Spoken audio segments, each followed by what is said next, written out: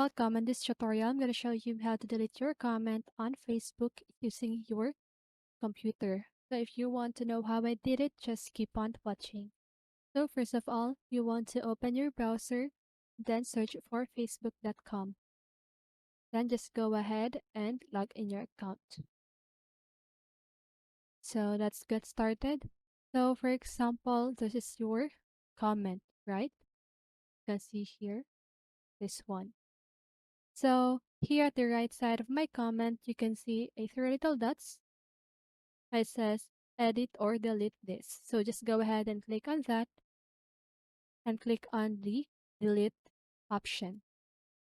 So here, if you're sure of your action about deleting this comment, just go ahead and click on delete. And you can see here, your account is now deleted. So that's it. I hope this video helped you, and if it did, make sure to like, subscribe, and hit the bell notification so you won't miss a video. See you on the next one, and have a great day.